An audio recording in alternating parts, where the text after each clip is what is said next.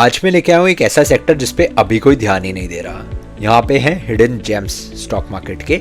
वहीं मैं आपको डिस्क्लेमर के तौर पे पहले ही क्लियर कर देता हूँ कि मैं कोई सेबी स्टॉक एडवाइज़र नहीं हूँ। ऑलरेडी ये वीडियो जो बनी है, ये वीडियो बस रिसर्च पर्पज़ के लिए बनी है।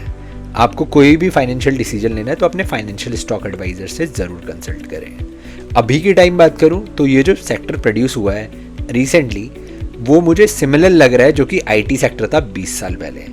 ऐसा मैं क्यों बोल रहा हूँ, सिंपल सा रीज़न है। जो ये एक्ट पास हुआ है 2025 में, जिसका नाम है शांति एक्ट। इस एक्ट के अकॉर्डिंग अब प्राइवेट प्लेयर को भी एंट्री मिलेगी न्यूक्लियर पावर प्लांट या फिर न्यूक्लियर रिएक्टर जो भी होते हैं जिसमें पावर जनरेशन होता है, वहाँ पे पार्टिसिपेट करने का। जिसके कारण से जो भी लिस्टेड कंपनीज है इस सेक्टर में, वहाँ पे हम जैसे रिटेल इन्वेस्टर्स के लिए भी काफ़ी अच्छी अपॉर्चुनिटी बन जाती है इन्वेस्टमेंट के थ्रू रिटर्न लेने का। जैसा रिटर्न IT सेक्टर ने दिया पिछले 20 साल में, उसी तरीके का कुछ रिटर्न यहाँ पे भी एक्सपेक्टेड है। इसमें किन कंपनीज को फायदा होगा डिटेल में वीडियो में समझाऊंगा, तो चैनल को अभी सब्सक्राइब कर ले ताकि ऐसी कोई भी वीडियोस आपसे मिस ना हो। इसमें समझ लेते हैं एक बार क्या बदला है और कैसे यहाँ पे नई अपॉर्चुनिटी प्रोड्यूस हो रही है।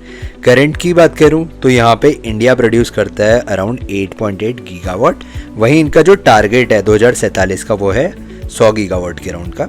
वहीं ये 20,000 करोड़ की अपॉर्चुनिटी है। और यहाँ पे 2025 में ही, मतलब 4 महीने पहले ही दिसंबर में एक एक्ट पास हुआ था। डिटेल में बताऊंगा ये एक्ट क्या है, जिसकी वजह से आपको बेटर समझ में आएगा कि कौन से सेक्टर्स और कौन से स्टॉक्स पे ज़्यादा फोकस करना है। इंडिया की पावर क्राइसिस की बात करूँ, आप ऑलरेडी देख चुके होंगे कैसा यहाँ पे शॉर्टेज है around LPG and diesel as well. वहीं न्यूक्लियर ही एक ओनली ऑप्शन बचता है इंडिया को और अगर सस्टेन करना है नेक्स्ट डेकेड्स में। पावर कंजम्पशन की बात करूँ तो हम लोग 3rd लार्जेस्ट है। वहीं 70% पावर जो हमारा जनरेशन है वो अभी भी कोयले से होता है। वहीं 8.8 गीगावाट का जनरेशन न्यूक्लियर से है। 11x की यहाँ पे क्लियर अपॉर्चुनिटी दिखती है न्यूक्लियर और अगर बढ़ता है तो। इंडिया की बात करूँ अभी तो इंडिया 6वें स्थान में है। वहीं उससे ऊपर चाइना और बाकी सारे नेशंस है जो कि काफ़ी ज़्यादा प्रोड्यूस कर रहे हैं आज के टाइम में न्यूक्लियर से। वहीं चाइना और इंडिया ने सेम टाइम में स्टार्ट किया था न्यूक्लियर को बिल्ड करना। 1962 की बात है, चाइना इतने आगे निकल गया। ओनली रीज़न कि इंडिया में जो कंट्रोल है वो 2 ही कंपनीज़ के पास में था इससे पहले, और दोनों ही गवर्नमेंट ओन कंपनीज थी। वहीं इंडियन गवर्नमेंट को क्लियरली रियलाइज़ अब हो गया है कि इंडिया में और अगर पावर जनरेशन करना है अच्छा, तो उसमें हमें प्राइवेटाइजेशन और प्राइवेट प्लेयर्स को एंट्री देनी ही पड़ेगी। जिसके कारण से अब जाके इन्होंने यहाँ पे प्राइवेट प्लेयर को एंट्री देना स्टार्ट किया है, जिसके कारण इन्होंने एक एक्ट यहाँ पे स्टार्ट किया था, शांति एक्ट 2025। अब इसमें क्या बदला है एक बार इसको बहुत ध्यान से समझिए। तो यहाँ पे प्राइवेट सेक्टर को एक अच्छी एंट्री मिली है। Private Indian companies can build and own and operate, सब कुछ कर सकती है यहाँ पे न्यूक्लियर पावर प्लांट के राउंड में। Up to 49% private equity in nuclear project, which means investment भी ले सकती है। अब जाके यहाँ पे जो कैप लग चुका है वो 100 CR टू 3,000 CR लग चुका है, which is a very decent size. इसके कारण से हुआ क्या है कि छोटे रिएक्टर यहाँ पे 100 CR वाली बना सकती हैं। वहीं लार्ज रिएक्टर के लिए 3,000 करोड़, जो कि काफ़ी नॉमिनल अमाउंट है। $1 बिलियन कंपनी से भी छोटी कंपनीज यहाँ पे बड़े रिएक्टर बनाने में पार्टिसिपेट कर सकती हैं। SMR फ्रेमवर्क की बात करूँ तो भारत के जो स्मॉल रिएक्टर हैं, जो मैंने डिटेल में आपको वीडियो में समझाया था पहले भी, कि यहाँ पे स्मॉल रिएक्टर की डिमांड काफ़ी ज़्यादा बढ़ेगी क्योंकि इनको सेटअप करना बहुत ज़्यादा आसान है। तो यहाँ पे 3 साल ही लगता है इनको पूरा सेटअप करना, और इसमें ही सबसे ज़्यादा अपॉर्चुनिटी दिखाई दे रही है। ग्लोबल की बात करूँ तो Indian global deal finally unlock हो चुकी है।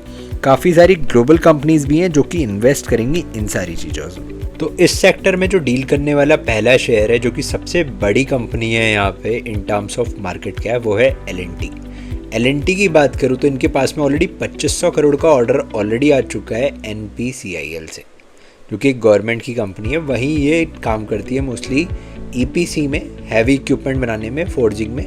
वहीं इनके प्रॉफिट ग्रोथ और रेवेन्यू ग्रोथ की बात करूँ तो काफ़ी अच्छी रही है पिछले कुछ सालों में।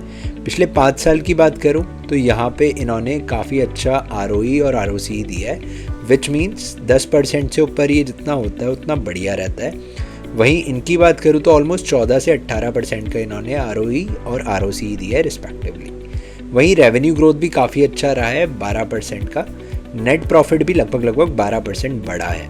बात करूँ भेल की, भेल में हुआ क्या है कि ये यहाँ पे अप्रूव हो जाने की वजह से सबसे ज़्यादा जो इम्पैक्ट आया है वो इसकी EPS ग्रोथ में आने को दिखेगा, जो कि 1.5 से सीधे सीधे 12, मतलब कि 8x ग्रोथ यहाँ पे मिलने वाली है।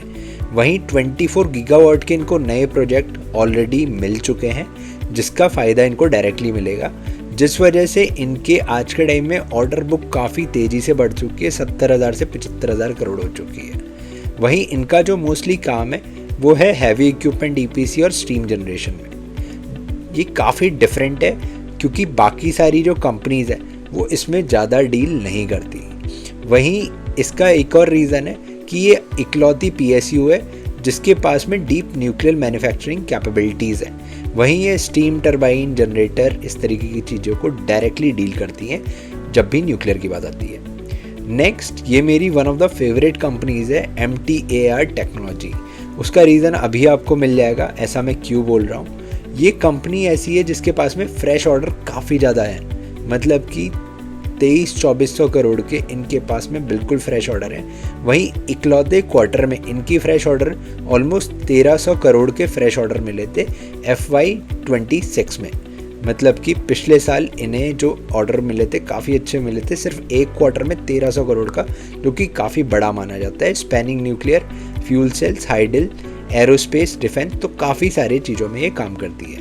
वहीं इनकी बात करूँ तो अभी के टाइम में ये प्रिसीजन कंपोनेंट्स प्लस ये डिफेंस में भी काम करती है। तो जैसा आपको पता होगा अभी पूरी वॉर की सिचुएशन चल रही है, तो वहाँ पे भी काफ़ी ज़्यादा इम्पैक्ट इस कंपनी का देखा जाएगा जब भी डिफेंस स्टॉक की बात होगी। रेवेन्यू की बात करूँ तो सबसे ज़्यादा रेवेन्यू इसी का ग्रो हुआ है, लगभग 22%, जो कि काफ़ी ज़्यादा ग्रोथ है। नेट प्रॉफिट भी इन्होंने कॉन्स्टेंटली ग्रो किया है, प्लस जो रिटर्न ऑन इक्विटी इन्होंने दिया है वो है 17.6 का। तो ये काफ़ी अच्छी कंपनी इस मामले में बन जाती है क्योंकि फाइनेंशियल भी अच्छे हैं, वहीं ऑर्डर बुक भी काफ़ी तेज़ी से ग्रो हो रही है। नेक्स्ट, NTPC आपने सुना ही होगा। तो NTPC सबसे बड़ा न्यूक्लियर प्रोजेक्ट अभी हैंडल करने वाली है, जो कि लगभग 2.8 गीगावाट का ये प्रोजेक्ट होने वाला है। वहीं इसकी बात करूँ तो इनका भी जो प्रॉफिट है वो काफ़ी तेज़ी से यहाँ पे ग्रो हुआ है, 15% का CAGR है। रेवेन्यू उतनी तेज़ी से ग्रो नहीं हुआ, विच मीन्स कंपनी ने अपने मार्जिन्स काफ़ी अच्छे किए हुए हैं। कंपनी की जो डीलिंग है मोस्टली वो न्यूक्लियर पावर जनरेशन में है, तो यहाँ पे फ्यूचर रेवेन्यू इसका न्यूक्लियर पावर जनरेशन से भी देखा जा सकता है, क्योंकि अभी के टाइम में डायरेक्टली ये पावर जनरेशन में डील नहीं करती थी, तो वहाँ से भी इसका एडिशनल सोर्स ऑफ रेवेन्यू बताया जा रहा है। हिंदुस्तान कंस्ट्रक्शन कंपनी का अगेन सेम है, ऑर्डर बुक काफ़ी ज़्यादा है, ऑलमोस्ट हाईएस्ट है among all, which is around 12,000 crore. Order book बाकी कंपनीज की भी ज़्यादा है, बट इनकी ऑर्डर बुक अलोन इन अप्रैल 2025 इतनी पहुंच चुकी थी। वहीं बिड्स अंडर इवैल्यूएशन, मतलब जो इन्होंने बिड किया हुआ है वो भी काफ़ी ज़्यादा है। काफ़ी सारे और भी शेयर्स हैं जो मैंने यहाँ पे आइडेंटिफाई किए हैं, मैं नेक्स्ट वीडियो पे कवर करूँगा, तो चैनल को अभी फॉलो कर ले। वहीं मैं आपको पूरा डिटेल में बता दूंगा कि कौन सा भी रिस्क लेवल कम है, किस में ज़्यादा है।